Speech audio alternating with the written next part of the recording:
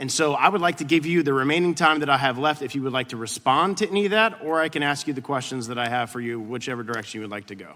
There's a lot I would like to respond to. You've got 2 minutes and 16 seconds to respond. Great, yeah. First, Representative Scanlon seems to be almost talking about Planned Parenthood when she's talking about pregnancy centers. That the existence of pregnancy crisis care centers is somehow evidence that the anti-abortion movement actually cares about mothers and families. It's just not true. In fact, these crisis pregnancy centers are a well-funded arm of the anti-abortion movement that advances their agenda by using deceptive and coercive tactics and medical disinformation to target low-income people facing unintended pregnancies to prevent them from accessing abortion and contraception. Deceptive, well-funded, coercive, that defines Planned Parenthood, and it defines big abortion. And it seems to me that she's getting her information from the same place that a previous representative did on her info about my organization. Professor Murray, anti-abortion groups like Americans United for Life support revoking the right to in vitro fertilization and contraceptive measures like Plan B and IUDs. Because, in fact, we don't take a stance on contraception. So that would be something that I would certainly recommend looking further into.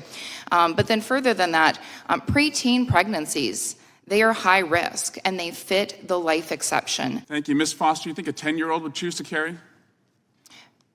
In the 10-year-old case, first of all, the Ohio... No, my question is, would a 10-year-old choose to carry a baby? In the Ohio case, the Ohio Attorney General said that abortion would have been justified. Focus on the question, please. Would a 10-year-old choose to carry a baby?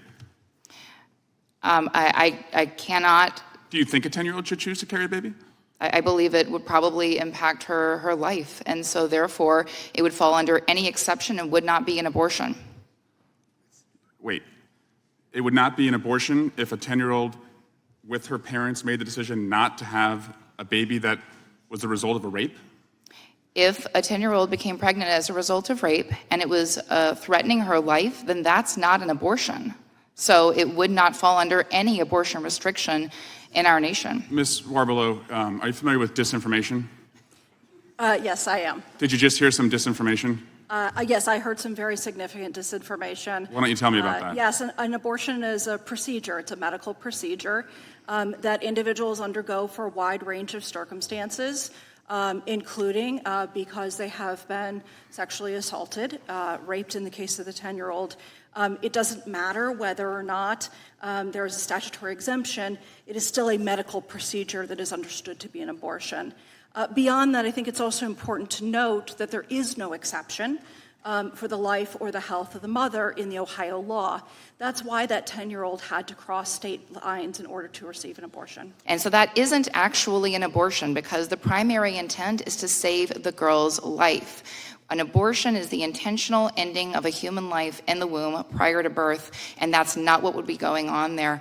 But I ask, really, how do we know about this little girl? Instead of re-victimizing her in front of the nation, here in Congress, on C-SPAN, why aren't we talking about the real issue here? Why aren't we talking about rape? Why aren't we talking about holding her rapist accountable? Instead, abortion and rape are both symptoms of the same violent ideology that says that we can violate others to achieve our own goals and fulfill our own desires. And I work alongside people who have experienced the most horrific sexual violence imaginable, and they understand that transcending these ills and overcoming them starts by refusing to perpetuate or to justify further violence. That is what this hearing should be about. We should be talking about that. We should be talking about helping women, giving women the resources that we need.